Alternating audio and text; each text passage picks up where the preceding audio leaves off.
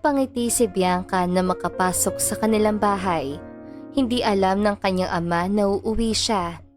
Nagulat si Mr. Hernando Del Val nang makita ang anak sa salas. Pababa na kasi siya ng hagdan galing sa kanyang opisina na nasa second floor. Bianca? Anak? Nandito ka! Ngumiti si Bianca at niyakap ang anak. Galing si Bianca sa Amerika para mag-aral ng kursong HRM. So, anong balak mo ngayon anak? Gusto mo bang pamahalaan na ang restaurant natin sa Ortigas? Mas may thrill siguro, Dad. Gusto subukan ko muna na maging crew. Gusto kong makita ang ugali ng manager at ng mga crew doon. Gaya nga na sabi mo, palagi may nagre-resign doon. Seryosong sabi ni Bianca. Napabuntong hininga si Fernando sa sinabi ng anak. Iyon nga ang problema nila roon. Sinasabi na mahigpit raw ang manager kaya ganoon ang nangyayari. Pero noong kinausap naman niya si Marisa, ang manager, ginagawa lang ng babae ang trabaho. Kung yun ang gusto mo at makakabuti, sige anak, papayagan kita. Matapos magpasalamat ni Bianca sa ama, nagpaalam na ito sa Ginoo para magpahinga dahil pagod sa biyahe. Nagtampo pa si Hernando na bakit hindi nagsasabi si Bianca na uuwi ito. Dad, ayaw na kitang abalahin pa. Alam kong busy ka, kaya ayaw na kitang mapagod pa sa biyahe. Kahit sabihin na may personal driver ka. Gusto kitang surpresahin. Napangiti na lamang si Hernando sa pagiging maalalahanin ng anak. Hinalikan niya sa noo si Bianca bago ito pumasok sa silid para matulog. Napatingin si Bianca sa reflection niya sa salamin. Bagay na bagay sa kanya ang uniforme. Kinuha na niya ang handbag niya at lumabas ng kwarto tsaka nagtungo sa opisina ng kanyang ama para magpaalam. Basta, sabihin mo sa akin kapag may napansin kang hindi maganda, Bianca. Mag-iingat ka. Bilin ni Hernando sa anak. Natawa na lamang si Bianca at tumango. Hinalikan niya sa pisngi ang ama bago lumabas ng silid. Nang makarating sa restaurant, hinarap siya ng manager. May edad na rin ang babae. Ang sabi nila, matandang dalaga ito. So, ikaw ang bagong crew? Sa main ka nagpasa? Tanong ni Marisa. Magalang na sumagot ng opo si Bianca. Sumunod ka sa akin. Sasabihin ko yung mga dapat at hindi dapat gawin dito sa restaurant. Naglakad na si Marisa at sumunod naman si Bianca. Nagtungo sila sa manager's office. Naupo si Bianca sa upuan at naupo naman sa mesa si Marisa. Binanggit nito ang mga hindi at pwedeng gawin sa restaurant. So, naintindihan mo na? Tanong ni Marisa nang matapos ito magpaliwanag. Nakataas pa ang kilay ng babae. Parang gusto rin ni Bianca na taasan ng kilay ang babae pero pinigilan niya ang sarili. Crew pala siya ng mga oras sa iyon. Kapag nalaman niya lang na ito ang mali kung bakit nagre-resign ang mga crew, hindi siya magdadalawang isip na ipagtanggal ito sa dad niya. Sinamahan siya ni Marisa sa kitchen.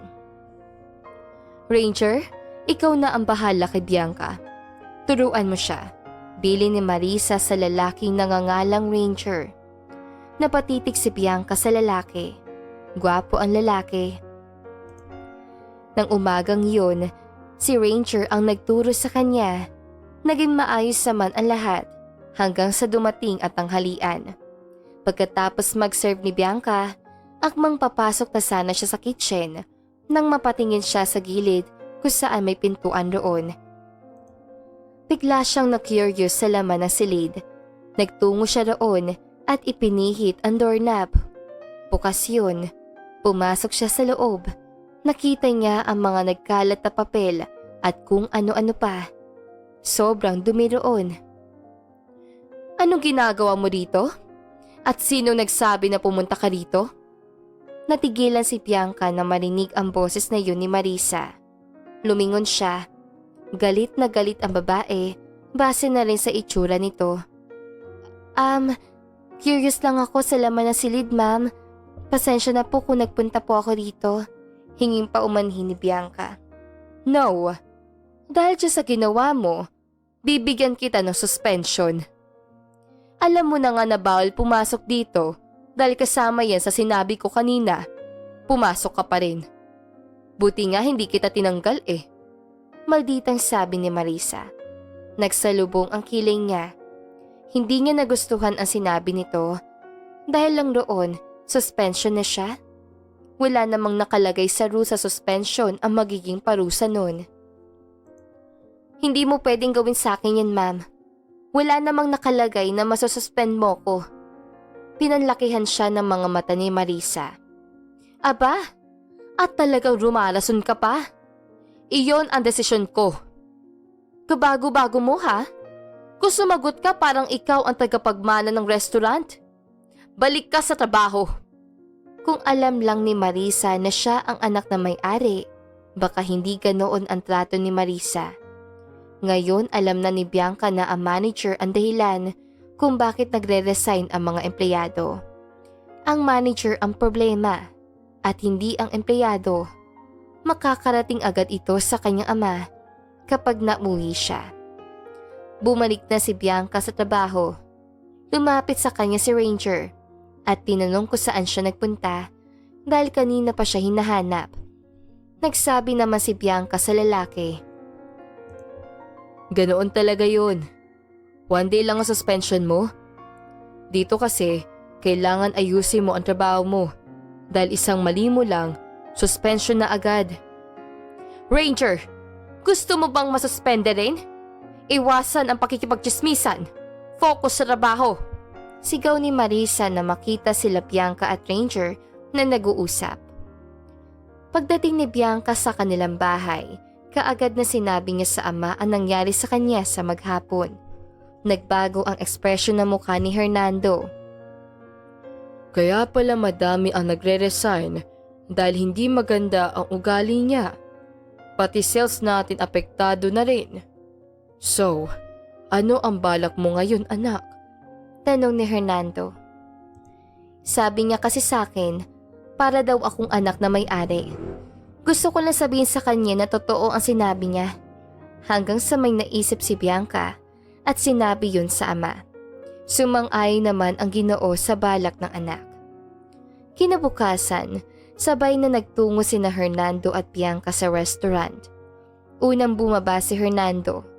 Tatawag na lamang ang Ginoo kapag kailangan na ang presensya ni Bianca. Pumasok sa loob si Hernando. Na makita ng mga empleyado si Hernando, kaagad na lumabas ang mga ito sa kitchen at binati ang Ginoo na magandang umaga. Tawagin mo si Ma'am Marisa. Sabihin mo na narito si Sir Hernando Del Val. Utos ang isang lalaki na may kayumangging balat. Kaagad naman na sumunod ang isang lalaking payat na may kaputian. Ilang sandali lamang, naglalakad na palapit kay Hernando si Marisa. Yumuko ang babae nang makalapit. Magandang umaga po, Sir Hernando. Napabisita po kayo? Tanong ni Marisa. Nandito ako para kamustahin ang restaurant. Tugon naman ni Hernando. Ayos naman po, sir. Okay po ang sales at maayos po magtrabaho ang mga empleyado. Tugon naman ni Marisa. Sa kabilang banda naman, naririnig ni Bianca ang mga sinasabi ni Marisa dahil may audio yun. May nakarating sa akin na nagsuspende ka raw ng bago empleyado. Ano ang nangyari, Miss Valdez? May nagawa ba siyang mali? Yes, sir. Paano ba naman po kasi?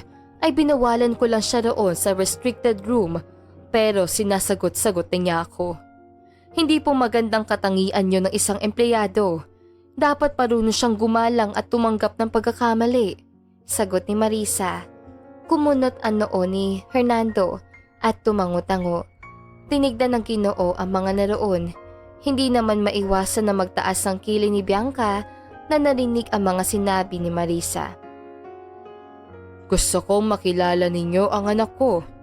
Siya ang titingin rito sa restaurant. Kararating niya lang galing Amerika. Pagkasabi nun ni Hernando ay tinawagan nito ang anak. Ilang sandali lamang nakita na ng mga nasa loob ng restaurant ang isang babae na nakadress ng puti habang naglalakad palapit sa glass door. Dali-daling nagtungo si Ranger sa glass door at binuksan yun.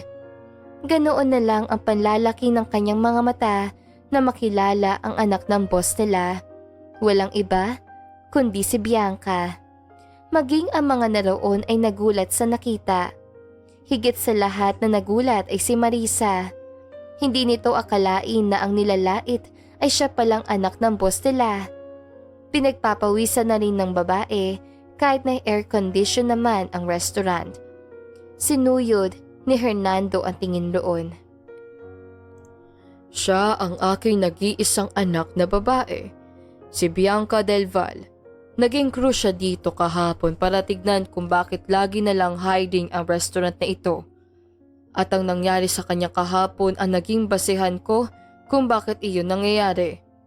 Tumingin si Hernando kay Marisa. Matalim ang titig ng Ginoo sa babae.